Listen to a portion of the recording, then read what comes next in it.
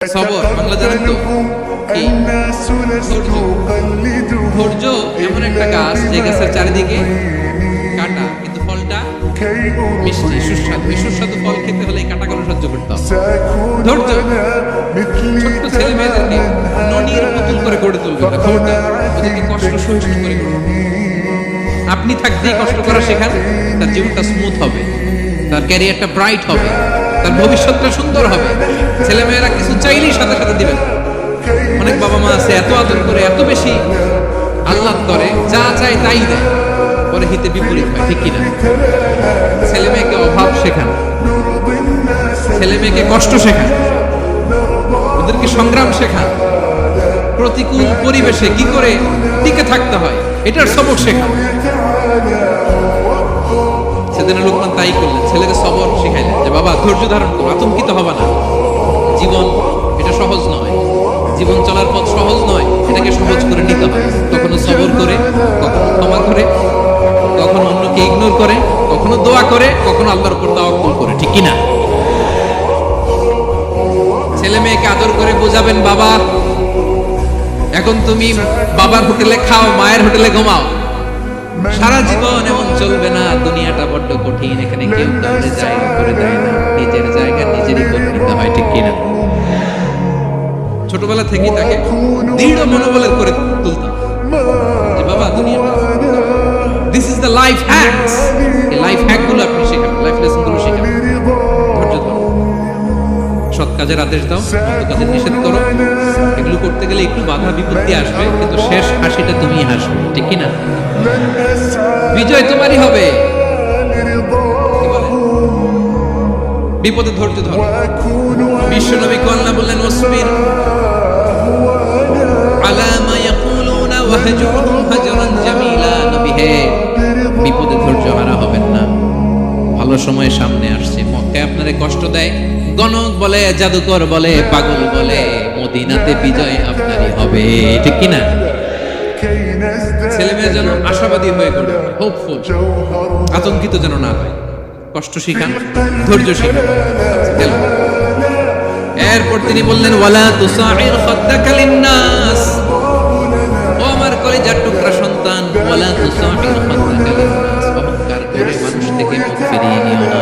ছেলেরে এবার সোশ্যাল বানানোর চেষ্টা করছে। ওয়ালা তুসাইর খাদ্দাকা লিন্নাস। দেখেন একটার পর একটা, প্রথমে স্রষ্টারে চিনাইলেন, এরপরে স্রষ্টার ক্ষমতা সম্পর্কে শিখাইলেন, এরপরে আধ্যাত্মিকতা শিখাইলেন, এরপরে ইবাদত কি সেটা জানালেন, এরপরে তিনি সোশ্যাল এঙ্গেজমেন্ট কিভাবে করবেন, সোশ্যাল রিফর্ম কিভাবে করবেন শিখালেন। এবার মানুষের সাথে কিভাবে মিশতে হয় সেটা শিখাচ্ছেন। মানে পিপল ওরিয়েন্টেড হও। ওয়ালা তুসাইর খাদ্দাকা লিন্নাস, অহংকার করে মানুষের থেকে মুখ ফিরিয়ে নিও, মুখ ছিটকাবে না। মানুষকে সম্মান করো, মানুষের সাথে মেশো, বি পিপল ওরিয়েন্টেড। আমাদের অনেক ছেলে মেয়েরা মানুষের সাথে মিশতে পারে, দোষকার বাবা মায়ের শেখায় না। একটা সময় আমাদের মনে আছে, ছোটবেলায় মেহমান আসলে আমরা এত খুশি হইতাম, কি বলেন?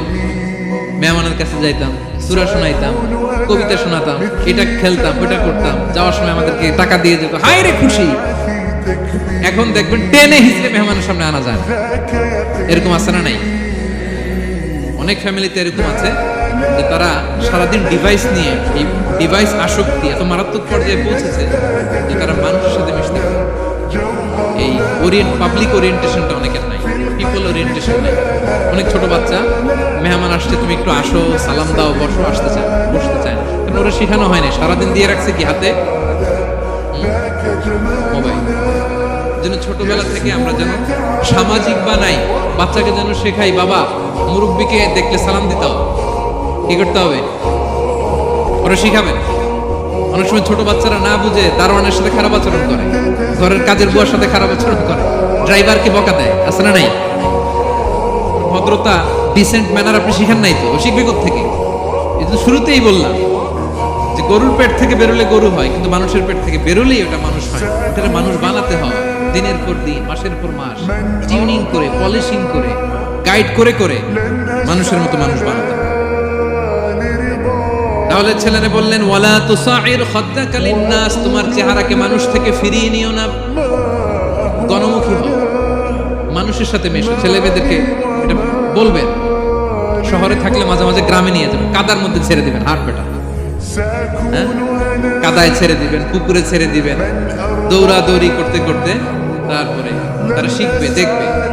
মাছ, জ্যান্ত মাছ দেখে নাই আমাদের অনেক ছেলে মেয়ের, আছে না নাই? ওরা ভাবে মাছ বোধহয় ওই ইয়ের মধ্যেই পাওয়া যায়, শপিং মলেই পাওয়া যায়, ফ্রিজের মধ্যে থাকে, এরপরে এটা খাইতে হয়। জ্যান্ত মাছ দেখলে দেখবেন ভয় পেয়ে গেছে, কারণ শেকড়ের সাথে এদের কোনো সম্পর্ক নাই। এরা যেন গণমুখী হয়, শেকড়ের সাথে যেন এদের সম্পর্ক থাকে। হ্যাঁ, এটাই দেখেন।